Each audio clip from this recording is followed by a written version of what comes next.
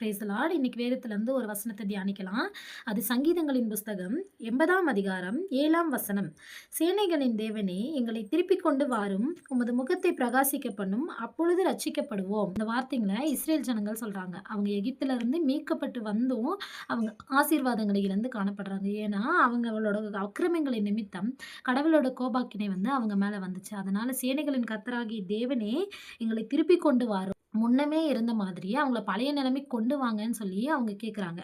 அப்போ ஒரு மனுஷன் இருந்தாராம். அவங்க ஒய்ஃப்க்கு ஒரு பிரசன்ட் பண்ணாங்க. அந்த கிஃப்ட் என்னன்னா, ஒரு புதுப்பிக்கப்பட்ட மஸ்தாங் காராம். அது 1965 மாடல்.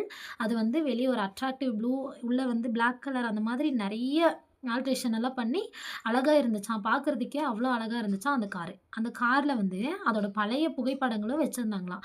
அந்த ஃபோட்டோஸ்லலாம் எப்படி இருந்துச்சுன்னா, அந்த கார் ரொம்ப டல்லாயி, கரை படிஞ்சு ஒரு மந்தமான நிலையில அந்த கார் இருந்துச்சாம்.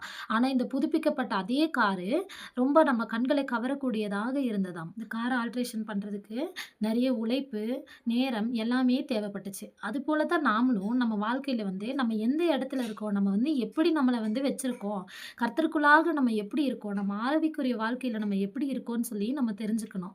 இப்ப கர்த்தரிடத்தில் போகுறதுக்கு நமக்கு எது தடையா இருக்குன்னு பார்த்து, அந்த செயல நம்ம விலக்கிட்டோம்னா, நம்மளுக்கும் கடவுளுக்குமான உறவு இன்னும் அதிகமா ஸ்ட்ராங் ஆயிரும்.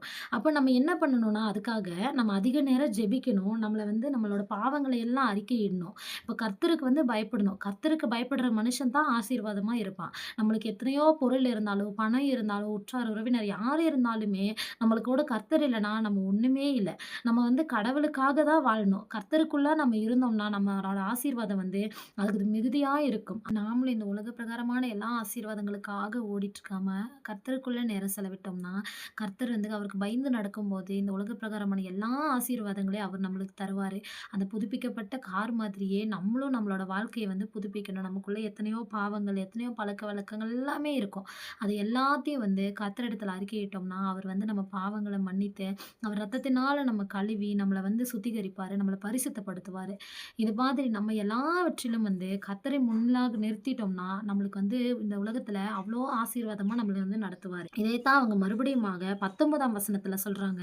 சேனைகளின் தேவனாகிய கர்த்தாவே, எங்களை திருப்பிக் கொண்டு வாரும், உமது முகத்தை பிரகாசிக்க பண்ணும், அப்பொழுது ரட்சிக்கப்படுவோம் அப்படின்னு சொல்றாங்க. அவங்களோட பழைய பழக்கவழக்கங்கள் எல்லாம், இந்த பாவங்கள் எல்லாம் விட்டு எங்களை திருப்பிக் கொண்டு வாரும்னு சொல்லி கர்த்தரிடத்துல கெஞ்சுறாங்க.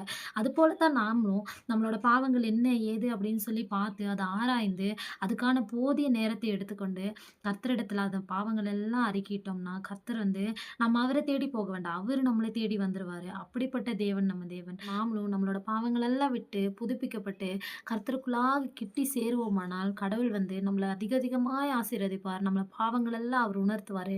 நம்ம அறிக்கையிட்டு அவருக்கு கிட்ட வர்றதுக்கு என்ன தடையா இருக்குன்னு கர்த்தர் நம்மளுக்கு வெளிப்படுத்துவார். அதை எல்லாத்தையும் நம்ம விட்டுட்டோம்னா, கர்த்தர் நம்மளோடு கூட இருக்கிறத அவரோட பிரசன்னத்தால நம்ம உணர முடியும். அதைத்தான் கடைசியில அவங்க சொல்றாங்க. சேனைகளின் தேவனாகிய கர்த்தாவே, எங்களை திருப்பிக் கொண்டு வாரும், உமது முகத்தை பிரகாசிக்க பண்ணும், அப்பொழுது ரட்சிக்கப்படுவோம்னு மறுபடியுமாக 19ஆம் வசனத்துல சொல்றாங்க. நம்மளும் நம்மள திருப்பிக்கிட்டோம்னா, கடவுள் பக்கமா நம்ம முகத்தை ஏறெடுக்கும்போது, கர்த்தர் நம்மளுக்கு அதிக அதிகமான ஆசீர்வாதங்களை தருவார். நாம் ரட்சிக்கப்படுவோம். கர்த்தர் உங்களை ஆசீர்வதிப்பாராக.